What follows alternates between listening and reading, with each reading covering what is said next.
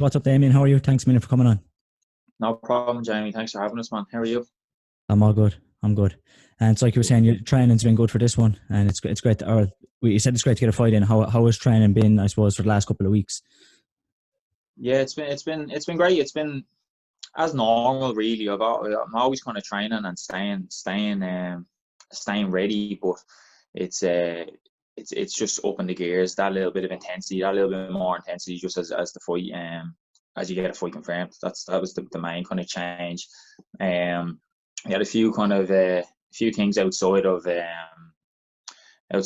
my control. Like we lost the kickboxing gym. Our kickboxing gym actually had lost the premises during the lockdown with all the COVID kind of the closures, so to speak, of the classes, and landlords still wanting their rent. So unfortunately, the kickboxing premises that Elite Martial Arts was running out of had to we lost the premises. So we were outside just training in the field outside, a local field, is what we've been doing for the last while. And it's obviously been hard, training in Ireland outside, coming into the winter months is hard. So, but it's kept us going. It's been, if anything, it's kind of pulled a few of us closer together, and everything's just been flowing as normal. Other than as I said, things that we couldn't control, like the gym being lost. But yeah, you get on with it and move forward. You go sparring and other gyms, and yeah, you just get on with your training. You kind of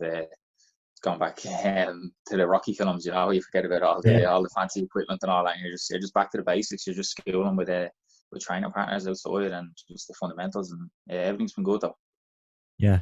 That's fucking that's shit that over the gym. Like really, like I know like Yeah, no, we have a full time premises, and we were lucky enough. Now the landlord did do is he gave us a bit of relief at the start, but like when we weren't too sure on what the sort of pods and, like kind of when it was switching from yeah, 10 to 6 and like we I weren't sure know. we were going to be able to open it all and things like that. Like we Yeah, were like maybe, and the chances of getting something off the rent a second time was slim. So like we were lucky in that regard, that's but it's shit that your landlord didn't look after you that way. Like, yeah. So like again, now the coach, my coach Glenn, he so it's his club, and yeah, like it's running a full time premises in Dublin isn't easy at the best of times. Rent is crazy expensive, and so like always trying to hit the rent is a challenge enough. And then when the rent freeze came in, it was like they're kind of making it sound like they're doing you a favor, but really they're not. Like, they're kind of saying, right, you don't need to give me anything now, but I want it back before the end of the year. Like, so it's like you're making it sound like you're doing me a favor, but you're not really. And you want every penny of it back by the end of the year. So you're not doing me any favor. You're just saying to me, you don't have to give me out now, just so it sounds good. So it was a hard one, because again, trying to hit the rent anyway was incredibly difficult. Then when the rent goes up, nearly doubles, for the last quarter of the year, it just wasn't feasible. So unfortunately, the best option was just to close. And when community centres start opening back up again now, and class, we'll just go back to our roots, and we'll probably just get a community hall somewhere and start from the bottom, and build up again. yeah. But how you just, what do you think that would look like? Because obviously, if you had full time premises, there's a lot of equipment that goes to kitting that out. To Yeah, how do yeah, you definitely. how do you So get on to the community centres? Like I know, like maybe you don't need a lot and everything like that, and you can make it work. yeah, But still, it would be ideal to have some place to put and use this yeah, equipment that you yeah, have.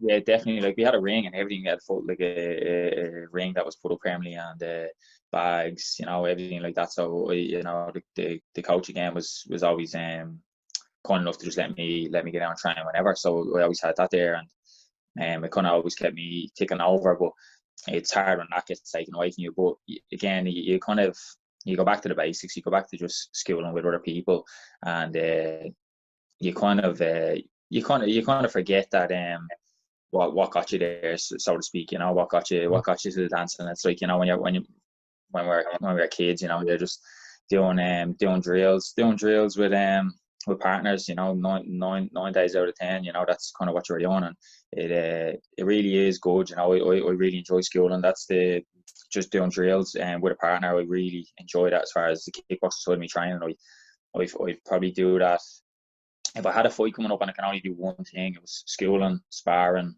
I'd probably school with another person every day, and I find that would get me quite ready.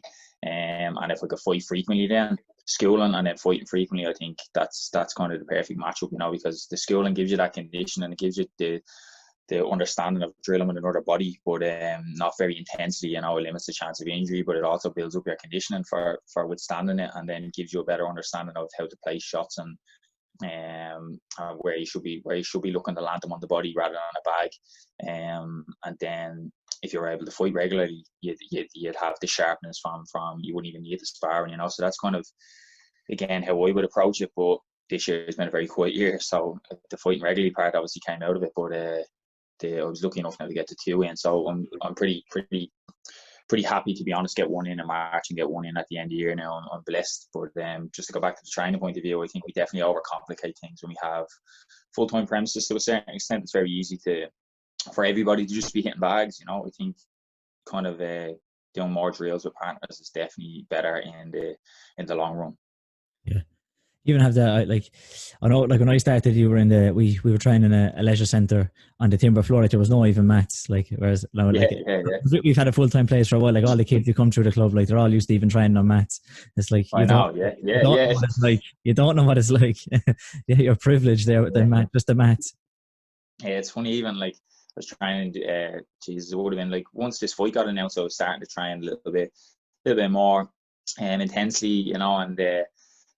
So I run a gym myself, like a personal training studio, and obviously with the COVID thing, that's been closed. So again, it's like everything, all the stars have aligned. It's just been a weird chain of events that have all kind of fallen into place. So our gym, my day job has been closed. So we're all doing Zoom calls. But on the positive side of it, the gym is now empty. So I have a roof over my head for as far as kickboxing training, which is, it's as I said, it's just like all the stars aligned, because we haven't had a kickboxing gym. So at least I know there's a roof that I can get down and get a training partner with me and just drill with them under a roof. I know the rain's not going to stop us from training. So that's been good to have that, to be able to train on a regular basis. Coming forward. But when I was taking my shoes off training inside, at first my feet were blistering up, because it's been since March that I haven't trained without shoes on, because I've been in a field. So I've been training in my shoes since March. So my feet were in a bad way now, I have to say, the first 2 weeks. But you definitely go soft quick, Yeah. So and then, for this way, how's in terms of like COVID testing and that? Because I know you're fighting in Dubai, isn't that right? Mm-hmm. Yeah. Yeah. So how is test before you go or test when you get there? Like how's the kind of whole thing going to work there? Yeah. So I got a test yesterday. So yeah, it was a tricky one. So the day that we fly out, there was a bit of we fly out on a Tuesday, fly on a Tuesday morning early. So it was a tricky one getting a test, because you get tested on if we get tested on Friday, it has to be 72 hours before the flight leaves. So then that test has expired, and if I got a test on a Monday, I won't get the results back in time. So it's a bit tricky. But anyway, we located a centre that done them. That done the tests, because there's not many of them on Saturday. And then we're flying with Emirates as well. So Emirates have a specific list that you can only get tested off, with COVID tested off. So you can't just go anywhere. So we finally found one of them that don't test on a Saturday. But they said, oh yeah, it's a little bit more expensive on a Saturday than it was expensive. It was €250 each to get COVID tested. So it's pricey, €240 each. Sorry, €240 each. But yeah, it's a serious money maker. You're in and out in 20 seconds, and €240. So we got results back last night, so that's the only good thing, I suppose. It's very, very quick and efficient. So we got our certs and all this morning, so we're good to go now. We're COVID clear, so that's all we needed now. So we just need to kind of keep floating, in our confined circles, and fly out Tuesday morning now. And will there be a test then when you get there, or you're just done now? I presume there probably will. I'm not sure now. I've seen highlight kind of clips from their last show. So the weigh-in, there was a video that they had from the weigh-in and stuff like that, and the registration, and they looked really on top of things. They had starting off simple as temperature checks, but then right down to blood tests and stuff. So I don't know if they're checking for performance enhancing drugs or whatever. But I presume they probably would COVID test us, if they're going that in detail into blood tests and stuff. So we'll see when we get over there, because as I said, I've only seen like a highlight clip of the setup, very professional. So I can't see what they wouldn't. Yeah. You have to do like they've been doing in the UFC and lock yourself away then in your room for 2 days, or hopefully not. Yeah, hopefully not. The coach doesn't like being stuck in a room with me at the best of times, so hopefully not. Yeah. So like it's only the two of you go then, is it yourself and your coach? That's it. There's nobody else. Yeah, just the two of us. So, but we've been there before. We wouldn't.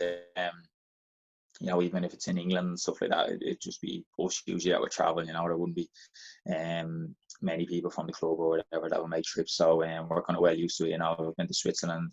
We went over to Sheffield there last year and stuff like that, and we've been in kind of hostile crowds. So it is something that's you're very used to, and you become used to. It builds character, I suppose, and builds you up for opportunities like this. Then it's not the first time, and this is behind closed doors as well. So that's a massive difference, because it's not even like we're fighting in enemy territory. We're fighting in neutral ground. So it's even better, Yeah.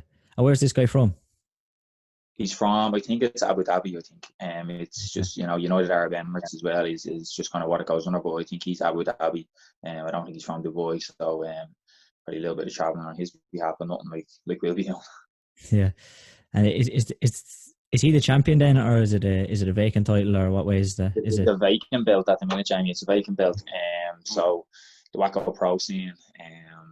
This is it's 81.4 kilos is that. So I think it's light heavyweight. I think is the title. But it's the K1 Intercontinental title, and it's vacant. So he fought on their last show, and he fought in the main event, and he won. But and then this fight materialised, and the title is vacant. So they offered it, and I'm delighted with the opportunity now. Yeah, great stuff. So like, how did you get started in martial arts? Am I right in saying you have a taekwondo background? Yeah. So when I started taekwondo I was 4 years of age. I was only 4. I started WTF taekwondo. There was a little community centre around the corner from my house. So I was living in a flat with my mum and dad, and right around the corner was a community centre that was teaching taekwondo. And one of my older cousins, Jason, he was involved in the martial art at the time, and he would have been kind of getting close towards his black belt, and he was really into it. And then he suggested to my parents, and that's how my mum and dad brought us over to it. And it just started from there. Then it kind of became part of just my life, I suppose, as a thing, as a daily activity.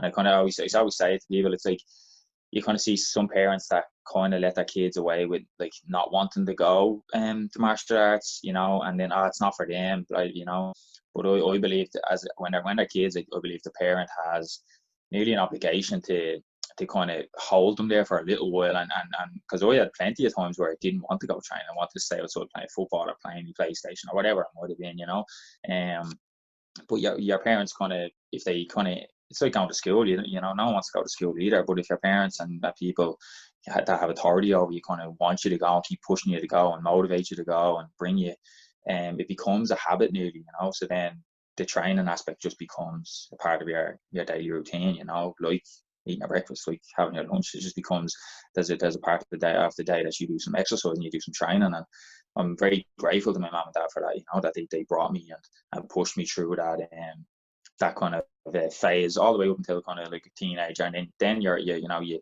again, it's instilled in you that it just becomes a thing that you carry on yourself. You don't need to be motivated. It's a self-motivation just within yourself that will get you through. Yeah, there was definitely a point in time, like I said, kind of particularly, for me, like that, it was the changeover zone, like where you're just before you go back to school. I think like taekwondo, the kind of trend that kind of came back, and we weren't fully back to school. So it's like you're outside, you're playing, as I said, you're playing football, you're playing hurling, you're playing whatever sports, and coming in and leaving that doesn't, because it's like that FOMO. It's like you're playing this great game here, and you don't want to go leaving. It's like, oh, I have to go in and get changed and go to taekwondo, like, and nobody else is, and it doesn't feel great at the time. But like, if Yeah, you come and say to your parents, like, if I came and said to my parents, like, and there was like a day or two, I was like, oh, do I have to go?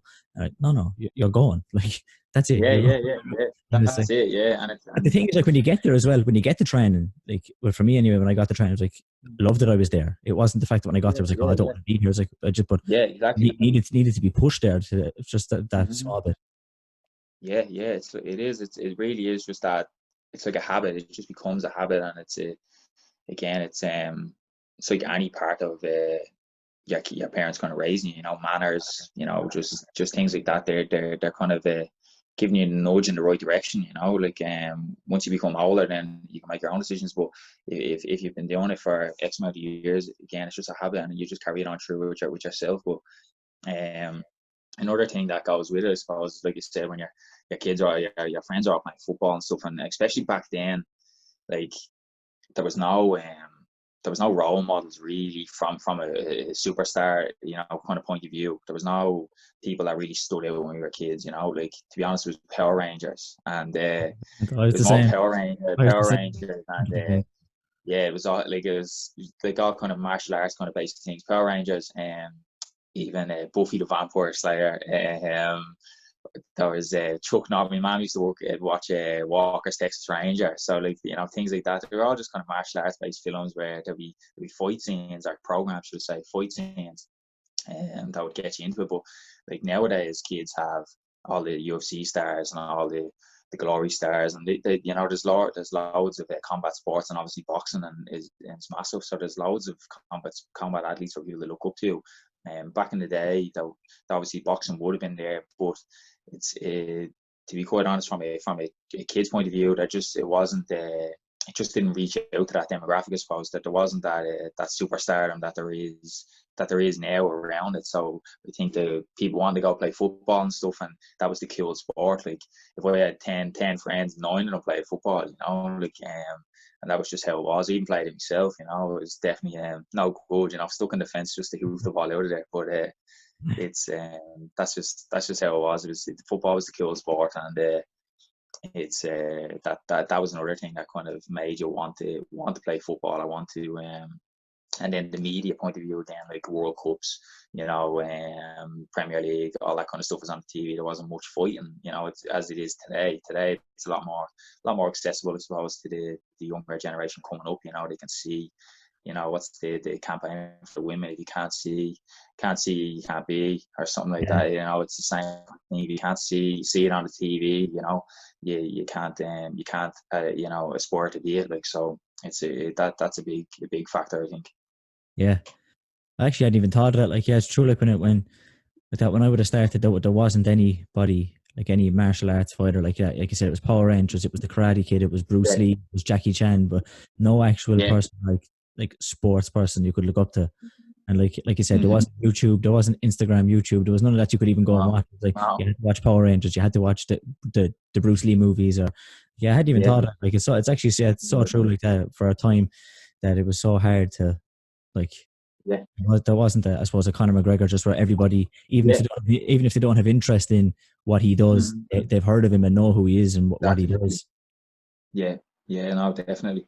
Yeah, definitely. And it's made. I suppose no matter what your combat sport is, whether it is boxing, kickboxing, taekwondo, um, people always just being on martial arts in general is always a good thing. So just the attention that has been brought to martial arts over the last few years, it's blown up. So whatever your sport is, it does definitely help. It definitely helps. Yeah. And so then, did you get into competing straight away, or was there a time where maybe you were just training and turning up to the club, or were you always? Yeah, yeah. No, it would have been training from age of 4. Yeah, like it's funny how times have changed. But looking back, like the reason why I'm able to see some of the stuff is because my dad would have had like a video camera, and he would have been at the back of the class, recording and stuff. And obviously those days are gone. Like, nobody now, obviously, you know, child protection, and nobody can have like a camcorder into a class nowadays. But I'm thankful of those videos. They're amazing when I look back on them now. They're hilarious. Like, he's sitting at the back of a grading, for example, and I'm doing a grade, and I might be breaking a board, and we'd be doing a pattern or whatever. But they're really cool, like to look back on now. But when I started at the age of 4, it was just in it. Like, as I said, because my mum and dad were bringing me, like, I was a little brat, you know, a little shit, to be honest. I wasn't really listening at all. When I see those videos, I'm like, oh my God, you know, like, I'm sure you know, as well, you teach a class, and there's always that one kid, and I'm like, that was me. I was a little brat, you know. All I wanted to do was throw jumping back kicks or spinning kicks or whatever. We had no attention span. I was, you know, like a goldfish, like, as far as my memory. Someone would tell me to do something, and I was really bad. So I definitely wasn't gifted in that sense. As I said again earlier on, it just became a habit of training, but I definitely didn't like it at the start. The competing point of view, I wasn't mad on sparring. I just, as I said, I wanted to just kick things, you know, kick shields or kick pads. And when it came to the contact side of things, I wasn't mad on it. I remember it now. There was a girl in the class, and you always wonder about these kind of people. Like, I wonder where she is in life now. But we were only kids at the time. But she used to kick the shit out of me, like, you know. She used to kick me around the hall, and I used to dread it every time. I'd be like, I hope I don't get paired up with her, you know. And I get paired up with her every time, and she kicked the living daylights out of me, like, around the hall. And I used to dread it, you know, because you began beating up with a girl, you know. And even though you were kids, yeah, the lads would still say it, you know. So I'd be dreading it every time. But I think that's where my hate from sparring came from at an early age. I was used to dread it, you know. And then there was another guy in the club that we used to always have really good fights. But again, I used to always not want to, you know. Oh, I don't want to fight. That was always my kind of attitude, you know. Oh, I don't want to fight. You'll be always trying to get away out of it, you know. And again, just my parents kind of pushed me in the direction, and then me not being able to say no to a coach kind of point of view. I'd conquer my fear and do it, you know. And you'd win some, you'd lose some, but that's how it kind of the whole my whole you know, martial arts kind of fighting and martial arts, to say, kind of evolved from, because again, it wasn't a natural thing for me. I was definitely not violent. I'm not violent at all. I'm still not to this day. Even when I'm going into fights, there's not a violent thought in my mind. Really, it's a game of chess, and it's okay. I want to do this. You know, I have a game plan, and obviously, if the finish is there, then a different side of me comes out. But I'm not violent in you know, at all. So I think it's a thing of, and I always say to kids, even now, you know, if the young lads in the club, like, it wasn't a thing for me. I didn't want to fight as a kid. It just becomes a thing. Like, if you can, you know, deal and conquer the fears of going in for that fight or that spar or whatever it is, even if it is just a spar in the club initially, and then it becomes a, you know, an intercontinental title fight or something as big as, you know, the nerves are all the same depending on what stage of your martial arts journey you're at, you know. So if you can just develop and start learning how to conquer the fears, it's amazing for just development in life, you know. It really is. Like, and I think as far as me martial arts journey, it started with taekwondo and competing and sparring, but it wasn't that wasn't what I wanted to do initially, you know. But I think just sticking it out, and again, just constantly sparring and constantly competing as a taekwondo athlete. Again, no punches in the face at that in WTF, just punches to the body and kicks to the face. Kind of helped, I think, early on, develop kicks and stuff like that, you know, and not have to worry about getting punched in the face. Kind of helps develop the kicks, and I think those kicks are still kind of help them to this day from my WTF taekwondo background, you know. Yeah. I was definitely the same. Like, even when I was a kid, like, I didn't mind sparring in the club, but then when it came to competition, I often found, like, I don't know, I just didn't enjoy it really. And it's because, like, you know, we have, like, I suppose you have something similar in even in WT, like the patterns are like the pum says or whatever it might be in WTF, WT, Taekwondo, what it's ever called now. It's I had much more interest in that, like, and I could win medals in that. Yeah.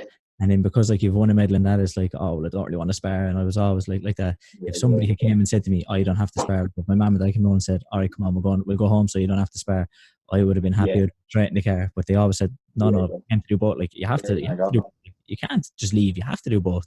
So it was just get it, like, sure. And that was it, just it. And then when I started getting to about like a teenager, then I don't know, maybe like, I don't know, aggression or something comes out and you, like, you just the idea of fighting isn't as scary or something. I don't know what it is, but that was kind of, when I got to about 11, 12, 13, that's when I started to enjoy getting in and competing and sparring. Like, but definitely before that, competing and sparring and competition was nothing I was really interested in.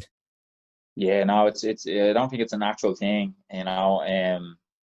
I don't think it's a natural thing really for a lot of people. Definitely wasn't for me, you know. That aggression in me just wasn't there, and it's still not really to this day. Like I said, it's a chess match, you know. I know what I'm there for. I've done it so many times now, and this experience, and that calms you down. And obviously the work that you put in, calms you down. But yeah, you're always nervous, you know, always nervous. And Yeah. but I think just the experience of it and doing that so many times, feeling those nerves, you know, like it's some people try to kind of put on a persona about it, you know, but I'd be quite open about how we feel before fights, you know.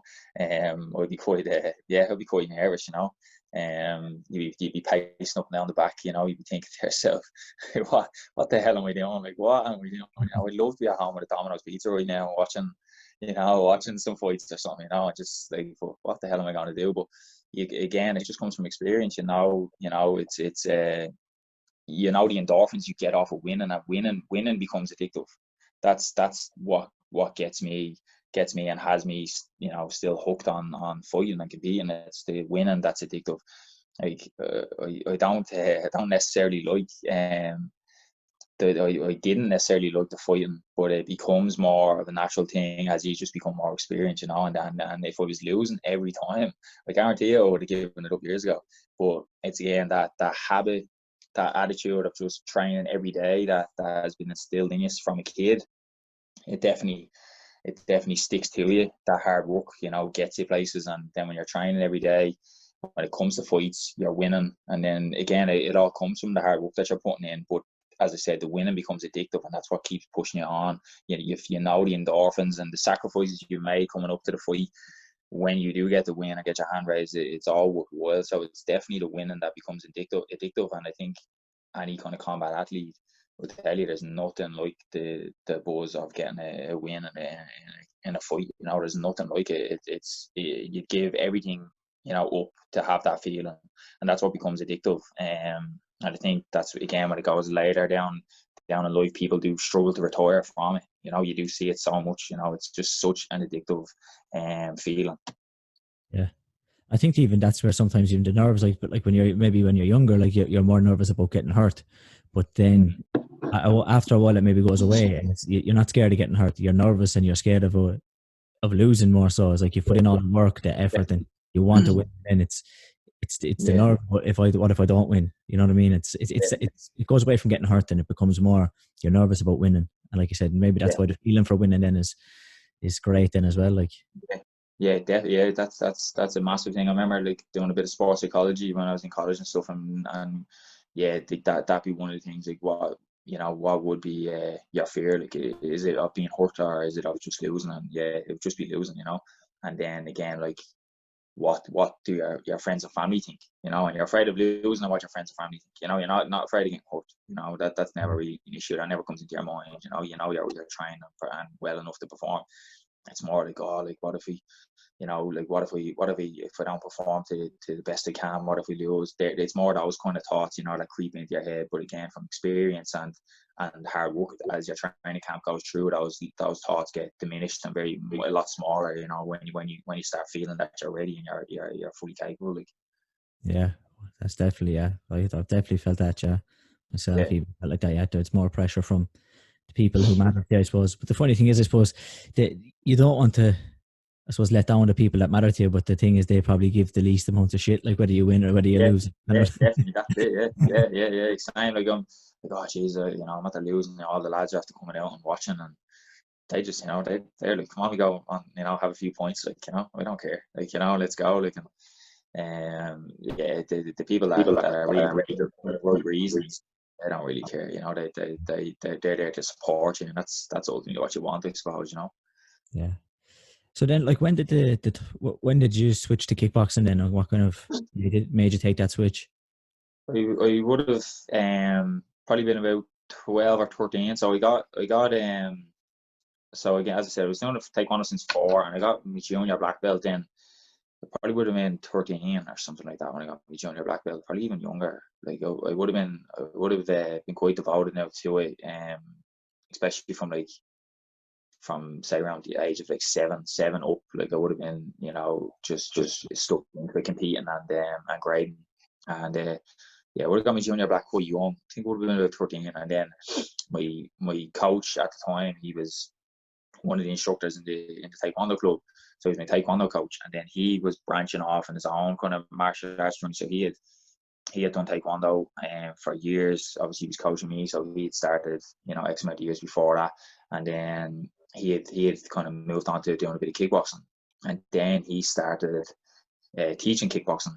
And I still remember, like, he came into me. He was working in my housing estate one weekend. He came in and in the van, and I was running over, just chatting away, and he was like, "What are you doing at the weekend?" I was saying, "No, nothing really," And he was like, "Why don't you? Do you fancy fighting? Kickboxing?" I was like, "Maybe, yeah, maybe. Like, why not?" Like, again, petrified. It's just, couldn't say no to the coach. Just, yeah.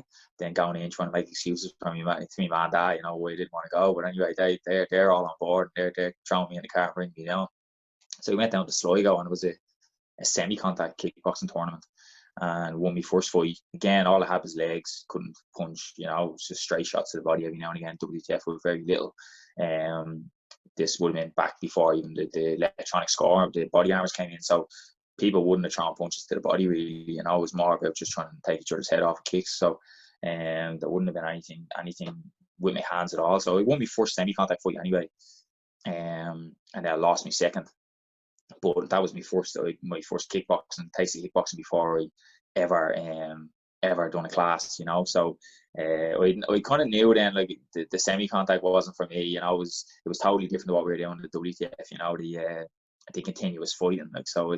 But anyway, it was all they had at that time, that age group. They only doing light contact for a bit older. So in that tournament, so it was fine. But that was where I started with kickboxing, and then I went back to the coach's club, So he was up in Loughlinstown, up in the leisure centre, and that's where it all kind of started. Then from the kickboxing point of view, I started with light contact kickboxing, and then I would have progressed then to full contact.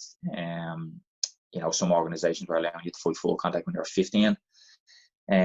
Some organisations you had to wait until you were 17 and 18. So I kind of moved around through the organisations, had a few full contact fights when I was 15.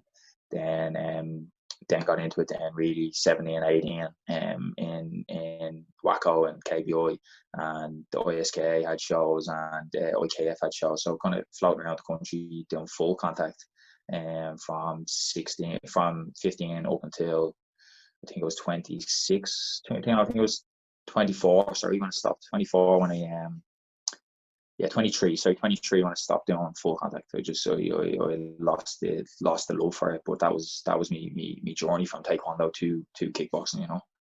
Yeah. And was it just, well, say, like, the club you were in, that's kind of, they were more so towards the full contact side? Because I would think, coming from your taekwondo background, going into points would have maybe been again, made more sense as a transition. But I suppose, like, if the club doesn't do points, then you just kind of go what the club is doing.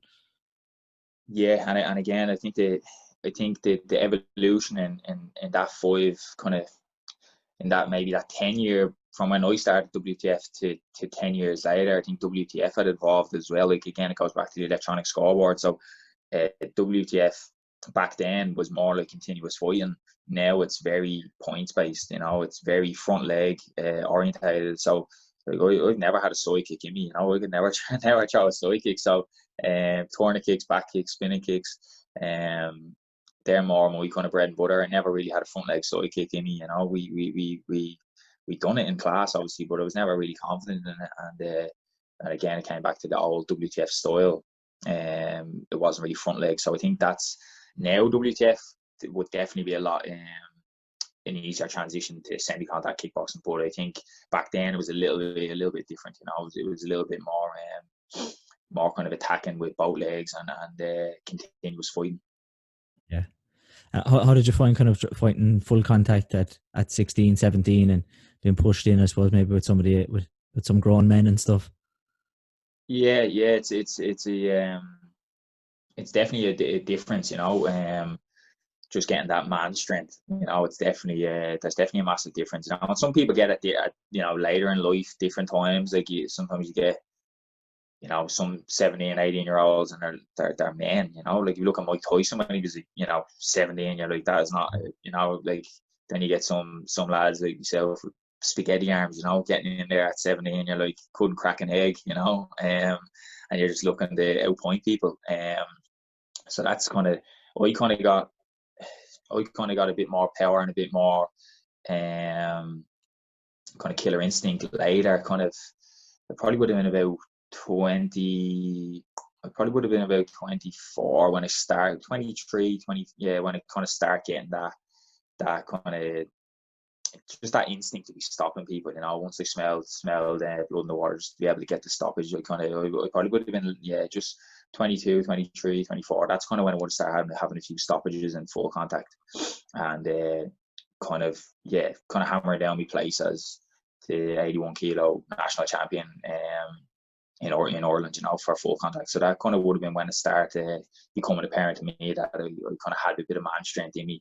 Up until that point, I was very defensive and very on the back foot and just looking to kind of outpoint people, you know. So I think people definitely get at different stages in life, you know, depending on their genetic makeup, I suppose. But I was definitely a bit of a late bloomer as far as coming into the seniors, you know, going from, like, say, if you're 17, 18, there was a few years gap there where I didn't feel like I kind of belonged at 75 or 81. You know, I was killing myself to make 71 at one stage, and it just, again, I still didn't have the power. You know, the lads were just too quick at that time, and then I came up to 75, and I just felt like I didn't have the frame, or I just wasn't strong enough yet. I just wasn't developing that man strength, and that experience wasn't there yet. I think it was a combination of both, really, you know. So I was a little bit late of a late bloomer, but I think, I say, again, 22, 23, 24, that's kind of when I start really, you know, getting that bit of man strength and trying to be able to stop people. Yeah. Was there one kind of thing that kind of was there maybe one, I suppose, event or incident that maybe made you fall out of love with full contact and want to switch to K1? Or was it kind of an accumulation of wanting to try something new? Or yeah, I think it was an accumulation. I think it was an accumulation over a period of time, but there was definitely one moment where I was like, that's it, I'm done. Like, it was a bit, it kind of was an accumulation over time, but definitely that one point I remember where I was done. I was backing it in. So again, I went, I'm trying to think even the years, you know, and once you get older, the dates and the years aren't clear anymore now, but I probably would have been in 2004, 15 and 2016. Yeah, I think it was 2014 or 15 and 2016 where I had two dominant years as far in Ireland, as far as being national champion at 81, and I was really settling in. But when I went away, I went away to the Euros and went away to the Worlds 2 years back to back, and I was kind of falling short when we were going away, you know, and I was kind of beating myself up a bit, but the caliber of fights there just wasn't enough fights in Ireland, and the level just wasn't there for us to be able to compete at that level.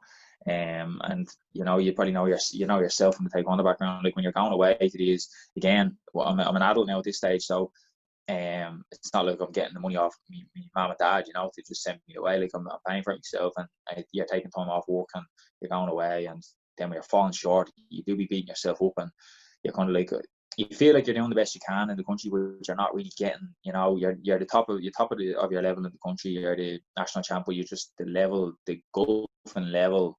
When you're going away to the Worlds and the Euros, you just feel you're always falling that bit short from a medal. So I wasn't going to continue doing that for years. You know, I felt like the system just isn't in place, is how I felt. The system isn't in place for me to get international sparring in, for me to have a national training camp, for me to be getting funding so I don't have to be putting my hand in my pocket.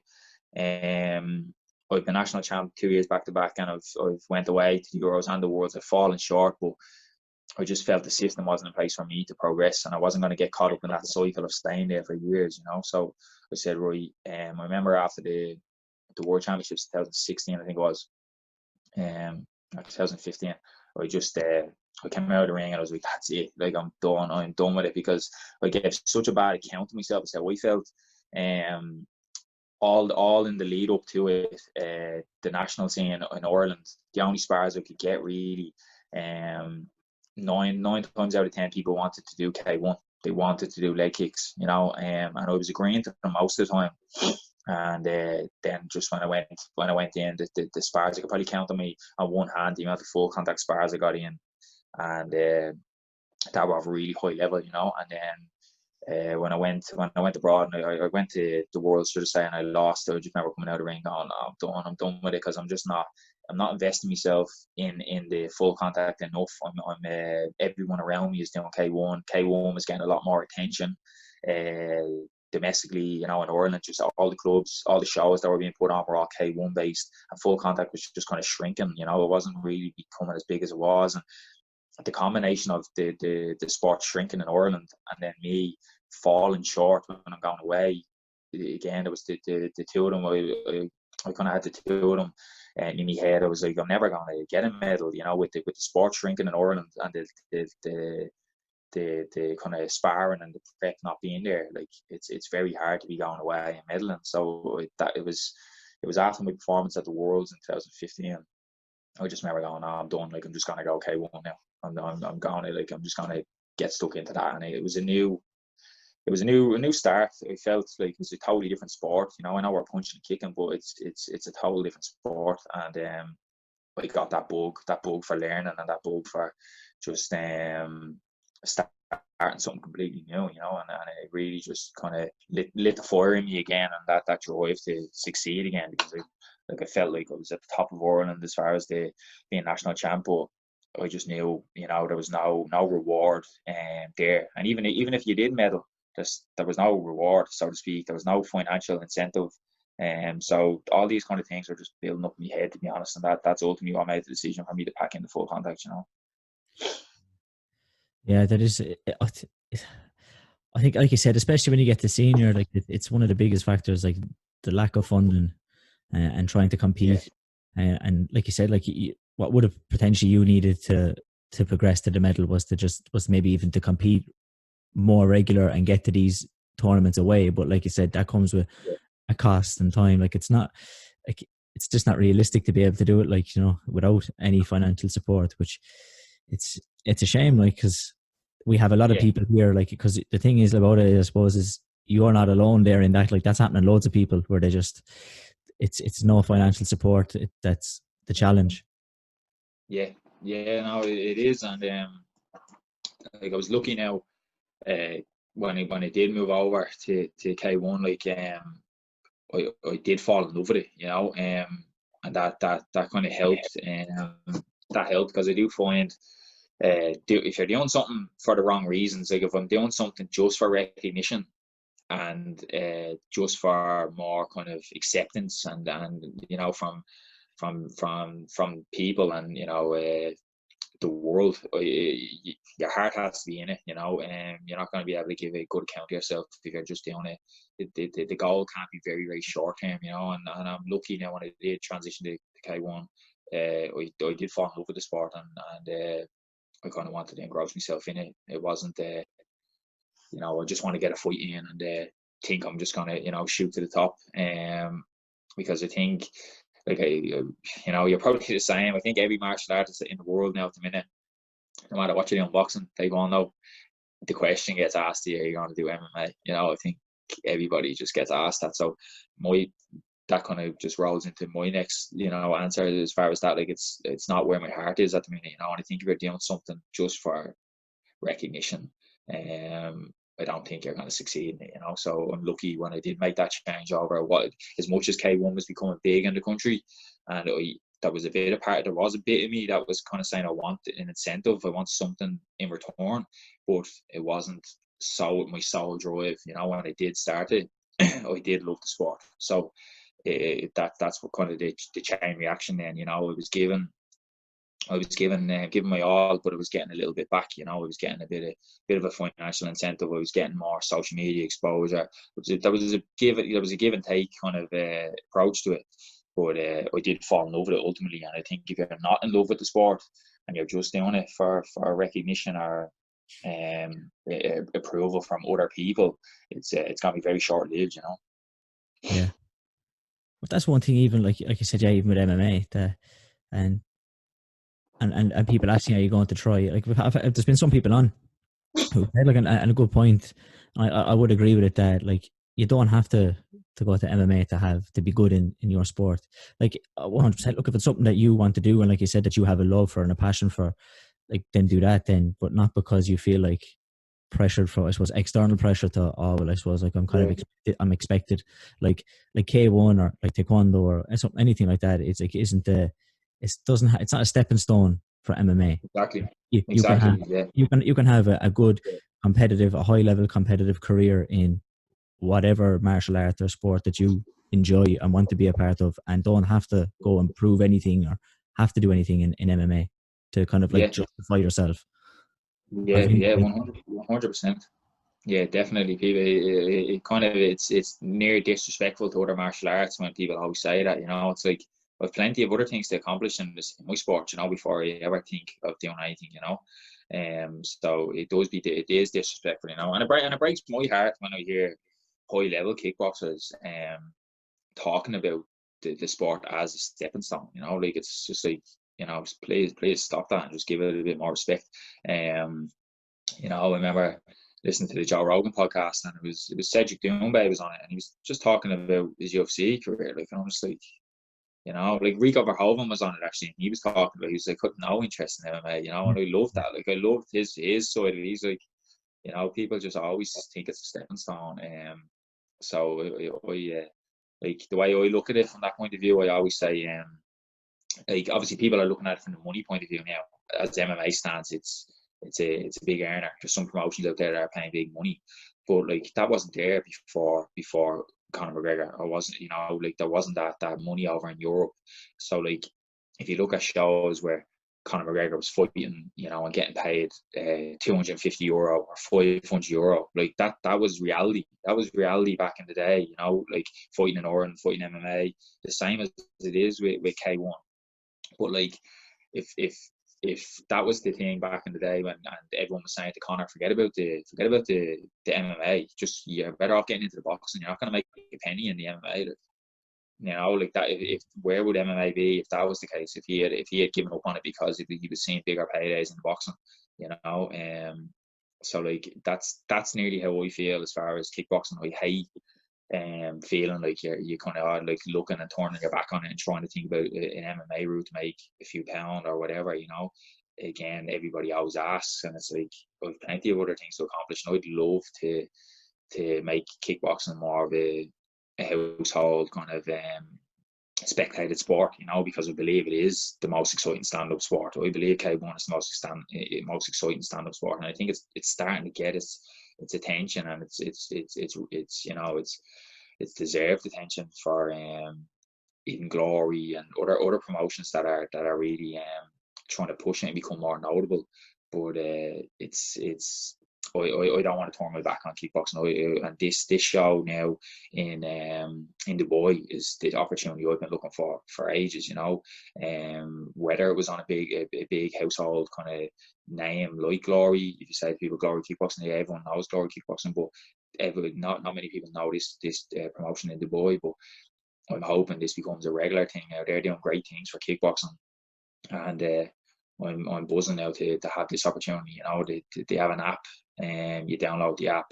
The fight will be streamed. The whole show is streamed for free. There's not much going on, combat sporting wise, like, so anytime there's anything on, people are tuning in. So I'm really excited for the opportunity, and hopefully it's an opportunity now, but I'm hoping once I go over and perform and get the win, it will become a regular thing, and hopefully this will open the doors to other Irish fighters on this platform, and again be another kind of a promotion there that's a competitor against other things, because Glory Kickboxing is kind of all it was really.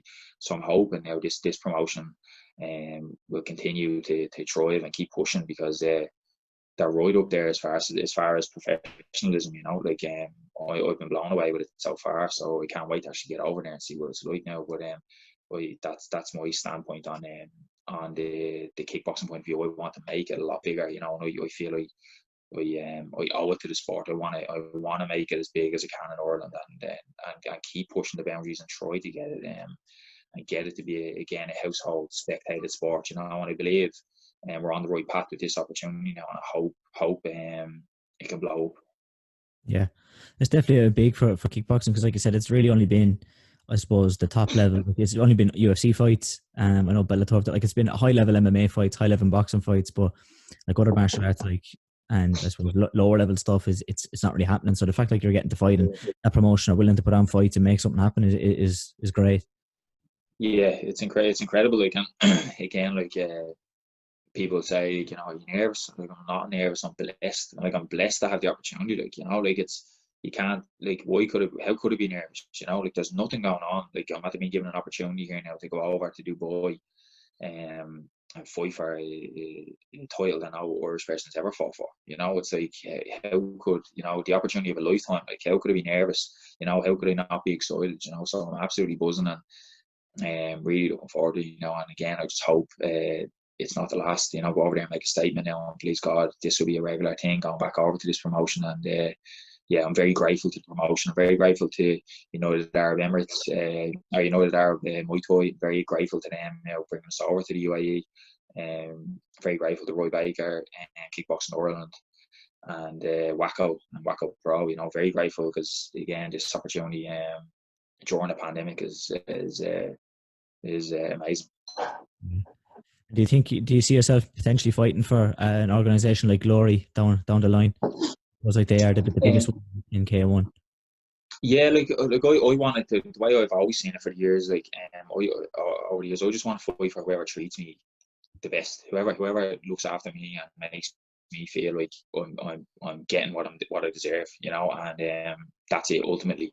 I want the professional platform that you know, like, again, it goes back to paying your dues and coming up. Like, I've fought in some horrendous places, you know, like, I've fought in very hostile, horrendous places, like, and they kind of drag you down a bit. They drag your performance down. They drag, like, you're kind of like, why am I doing this? You know, I'm like, I'm doing this a good while now, and here I am, like, fighting in the, you know, it's like fighting in the Vic out of EastEnders or something. You know, I'm like, why am I fighting on this? Yeah. Like, it's hard. Sometimes it's hard, you know. You're just like, oh God. But again, you just keep pushing, You get an opportunity like this. But all I want is a professional platform. Like, I had, like, so there was a promotion in Ireland, catering championship, so CRC. So a few of the guests you've had on Yeah. yourself have fought on the show. Like, so Pavel ran that show, and it was the most professional organization in the country. Like, it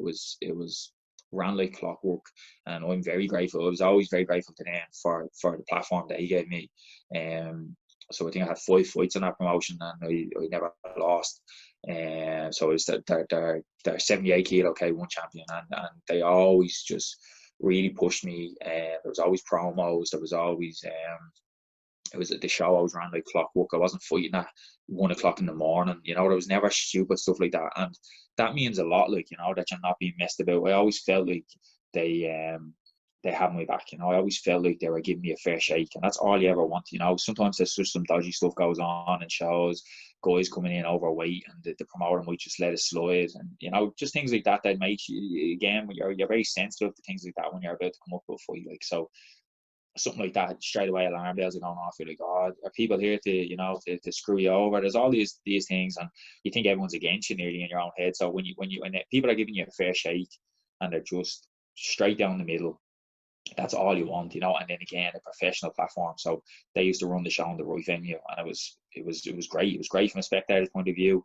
It just looked a lot more professional, and you couldn't fit, you know, a load of people into it, but it was very professional. It was very cozy, and it was just really, really well run. And again, it became like a home show for me. I always felt real comfortable on the show, and I'm very grateful to Pavel for what he done for me. And then that kind of gave me a taste of what a professional show should be like. So then when people did come to me, promoters are asking for things, you had a standard that you wanted to try and reach for, you know. So this show now, this is the kind of thing that I'm looking for. I'm looking for this, you know. They're just so professional.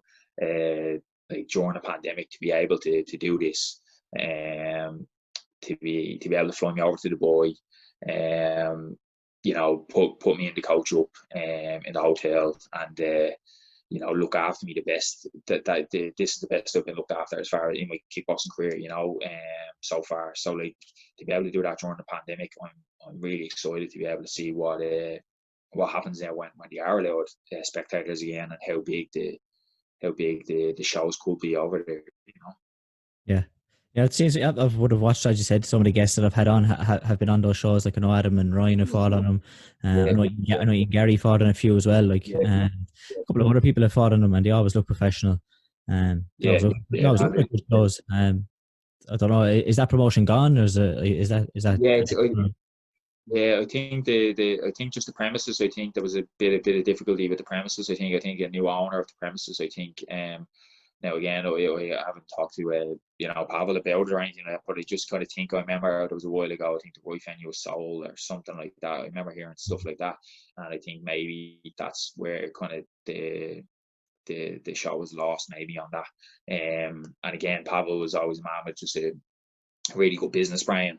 He wasn't. He was always making sure things were covered. He always had like everything was in place. So sponsors for the event, and everything was in place that he could take care of you as a fighter. You weren't just a milking cow. He wasn't just bringing you in, milking you, and then throwing you out. Like he was making sure the show was really professional. So that's how he was able to pay better than better than any show in the country was at the time, by a country mile, to be honest. And he always looked after us. So like that, I think that's, you need someone like that with a business brain.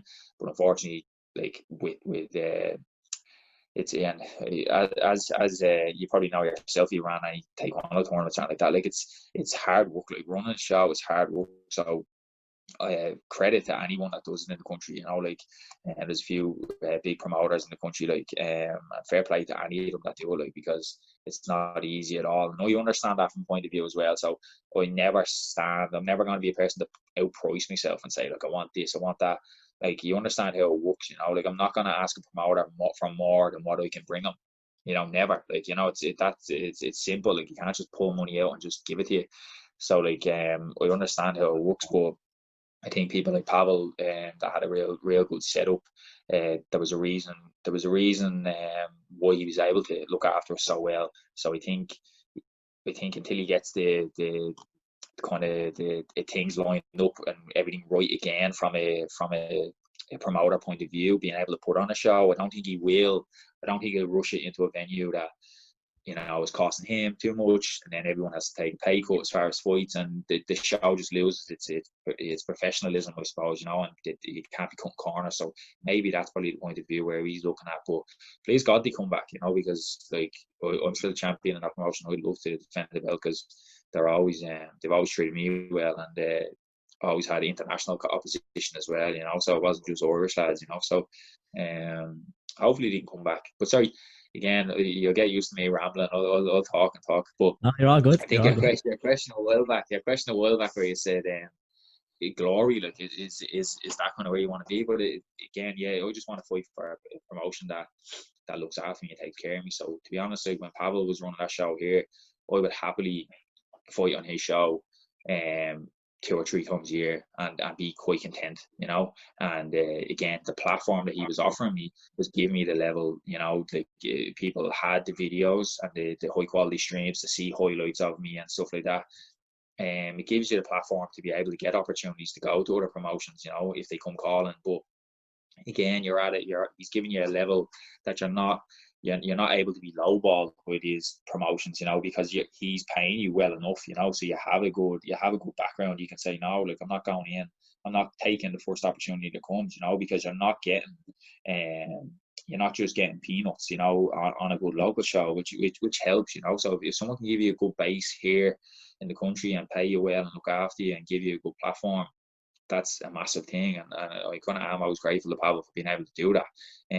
So when it comes to the likes of this promotion now, I'm very content.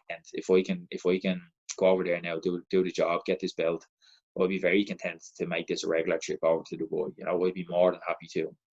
And going and fighting for glory and stuff like that isn't going to be a thing that I'm going to be calling for, because I'm more than happy and more than content to go and fight for this promotion, because again, I know a few people that have kind of signed for glory and have heard words and talk through them. So this promotion is matching what a contract with Glory would be to start. So I'm very content, like, with this promotion. Now again, this isn't a contract. We've just signed a contract for one fight. So again, get this job done. And then we'll see where this goes then, But once I have the belt, then the ball's in my court, I suppose. So that's the incentive. I've got to go over there and do a job and look impressive doing it. And if you look impressive and it's an entertaining fight, then I suppose win, lose or draw, then you'll get the call back, and that's what I'm looking to do. Is always look to impress and have people excited on the edge of their seat. Yeah. Definitely, hopefully those CRC shows could go back, because I think that would be great. I always like I said, I really enjoyed them. I suppose just looking at just like the training for this fight as well. I know we spoke a small bit about it, but I suppose that training for this fight has been different. But how would you usually balance training and working, your job, running your fitness, your gym and your studio and that? Like, is that usually a hard balancing act, or is it something you find to do? Okay? It's okay. Yeah, no, it's okay. It's something that I've kind of got used to over the years. It's kind of like I've never been, although I fight professionally, I've never been a full-time athlete. Like I've never had a job to just go and focus on my martial arts. Everyone's different to themselves. Some people just want to go all their eggs in one basket, and just go with it, and all power to them, But I just kind of always just had the approach that I can train as much, as I can train, 2 hours a day, while still working a job, but again, I'm blessed in a sense, because I followed the path that I wanted to as far as a career. So I studied personal training and sports therapy in college. So I done 3 years in college, and then when I left, I started personal training. But I was working in a gym for a little while now. Didn't love that. Just didn't. It wasn't for me. You always think when you're in a gym, it's just a handy job. I stand there beside the treadmills looking at the TV for an hour. It's a handy one, but it was hell. Like it just wasn't for me. So so I finished up in the in the gym, and then I started personal training in a more of a personal training based gym, and I loved it, fell in love with it then. So I was sole trading, and I was working for myself straight away then. After a year at college, after the gym experience, I just moved on. I was just a sole trader then, so I was just working for myself, just PTing, and but worked in the gym for a little while, building up client base and stuff, and very grateful to the gym and James, the owner, and also that's how it started. And then we moved on, myself and 2 business partners, and we opened our own personal training studio. So it's called the Lab Performance and Nutrition. So we're based in Monkstown in Dublin, just outside Dunleary.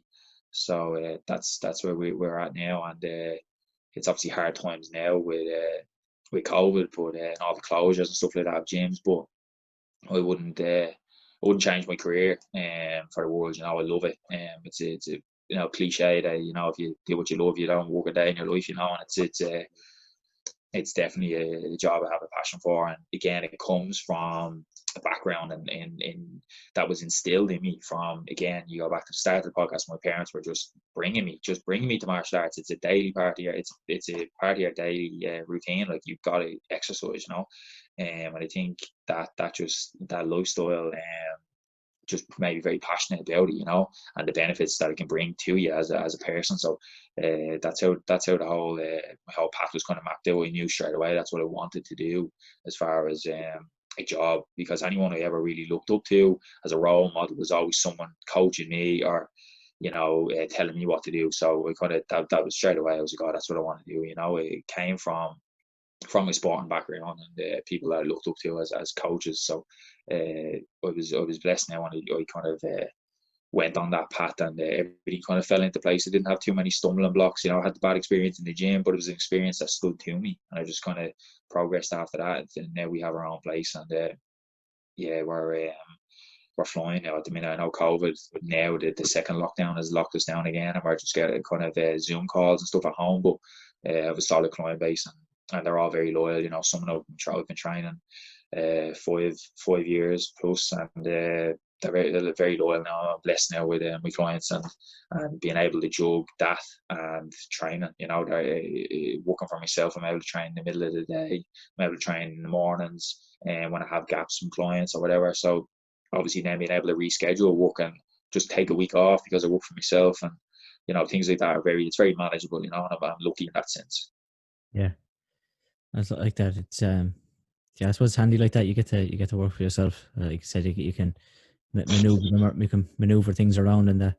Do Yeah. you think you'll ever have think you'll ever add maybe a kickboxing gym, a martial arts gym onto what you're doing? Do you think that'll ever become part of what you want to do? Yeah, like it's definitely a passion I have. Like definitely a passion I have. It's like at the minute it's kind of like, I don't know if you have like little cousins or whatever, and you go and play with them, and then it's great seeing them for a few hours, and then you let them go home with their mom and dad, and you get to enjoy it for that hour or two, but you wouldn't want to be with them all day long. It's kind of like that at the minute. I love teaching a class or two, but I'm not ready for it to be a full-time gig yet. I think the fact that I'm still competing, I think there has to be that little bit of selfishness as well. And that's kind of not how I know that I'm not really ready to coach just yet. Like I don't mind teaching, like, but I think being a coach involves a little bit more, and kind of even things like this, like Glenn's coming with me now to Dubai, like I wouldn't be out for that. Like if someone was to go away, never, like if someone was going out, Cavan or whatever, I couldn't go. I wouldn't be able to give up my weekend and go with them yet, So like even things like that you don't look at from a coaching point of view, I think you have to be ready to do all that kind of stuff as a coach, and I'm not yet. So that's how I know I'm not ready to be a martial arts coach. And then from the point of view of like if I'm in the gym PTing somebody and they're squatting more than I would, I'm delighted for them. I'm like buzzing. But if I was kickboxing with someone and they, put me on my arse or whatever, I couldn't be having that. Like because I'm still competing, I'd be like, no way, I couldn't be having that. Like there would be a point, an inner kind of. I'd be fuming. Let's put it that way. I'd be fuming that like this person's at their, best in me. It's like they're after showing me up, like, but again, that's not the coaching mentality. You can't have that as a coach. You have to be wanting your pupil to be better than you. So I think from a selfish point of view, because I'm competing at the minute, I have to wait until I'm done and then fully engross myself in coaching, because I do have a passion for it and I love it, like, and but not at the minute just yet, not full time, like. Yeah, yeah. Like I suppose, yeah, it definitely can be a different situation to, like you said, teaching a class is a lot different to maybe being a coach and being responsible for, Yeah. taking somebody when they walk in the door to maybe being world champion or getting to where they want to go. To one day I take a class and I try and help take a class and maybe teach and help improve this person on one day, like a one-off kind of gig. But it's a different story from day one to however into the future where you're responsible. It's a different gig. Yeah, definitely.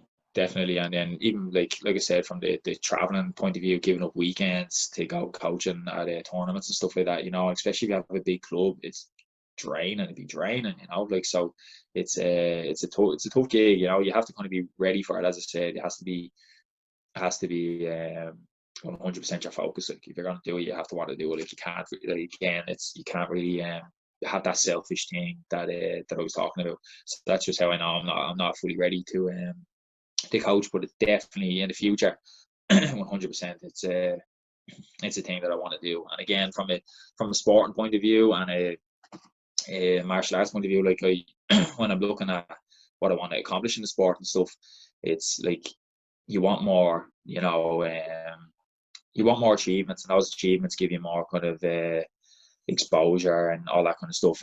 And but like you're doing it, you're not doing it necessarily in the hope that it kind of goes back to what we were talking about earlier about the MMA and the money.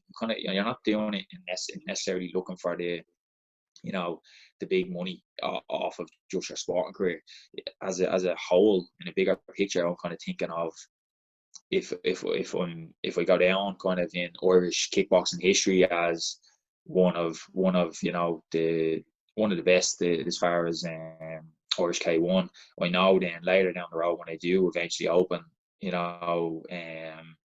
start teaching classes, that's going to stand to you, and then obviously your gym will be busy, and then that's a financial kind of thing that might be a retirement plan, so to speak, as far as running a martial arts gym. Like it's because you can't necessarily PT for forever. No one's going to come in and get PT'd by some 60 or 70-year-old. But I know plenty of martial arts gyms that people like people be there, grandmaster sitting in the chair just teaching. So I think martial arts experience is massive. So I think for as far as running a martial arts club, I think doing the best you can while you're competing will stand to you when you do open a club. And I think you'll make it should encourage people to come and make the club a lot more successful. So it should be a financial gain in that sense, even if you don't necessarily make enough money in your sport at the time that you're competing. It should be able to pay you back with the respect you've earned and the notoriety in the sport. It's when you open a club. Yeah, so it's like you said, paying your dues to some degree in the sport. So but yeah, maybe just before we finish up, you said you've watched a few and listened to a few, but I tend to ask if you had to pick a favorite fighter that you like to watch, who would you pick? It doesn't necessarily have to be in your sport; could be in any sport. But if you had to pick a favorite fighter, who would it be? It'd probably be. I'd say it'd be Giorgio Petrosian. I'd say it would be Giorgio Petrosian in kickboxing. I'd say, yeah, just very, like, again, it's not too relatable to my own style because obviously he's a southpaw, and but just his cleanness, I just love how sharp and how clean he is, and everything is just so picture perfect nearly.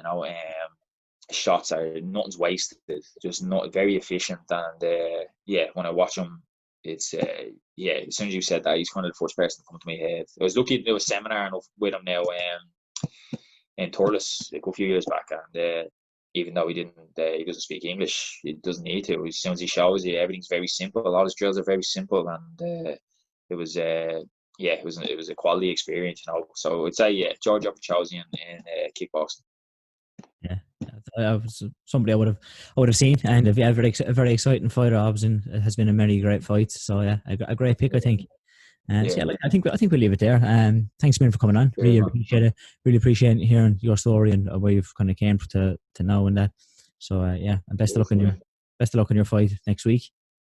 I appreciate it. Thanks very much. I've seen you had a few guests there now recently that have been on second time. So maybe if we are back on in even a year's time, hopefully I'll have this backup pro belt now sitting on the shelf behind me. Please God now. Yeah, hopefully so. Like that, I'll download the app. I'll be tuning in to watch you next week. UAM is the app. UAM, United Arab Muay Thai. So it's free, and the whole show will be streamed for free. So it's on Friday. The show will start on Friday at 3:00 Irish time, I think, and I should be on in and around 10:30, 11:30. Nice one. I'll link that into Sorry, actually, Jamie, that's Dubai time. Sorry, the Irish time I should be in 6:30, 7:30 p.m. Sorry, I only made a boo there. So yeah, 6:30, 7:30 Irish time. Will be my fight. Lovely stuff. So yeah, I like that. I'll link it out and share that, and hopefully people tune in and watch. So take care, man, and all the best. I appreciate it, Jamie. Thanks very much, mate. All right. Cheers. Take care.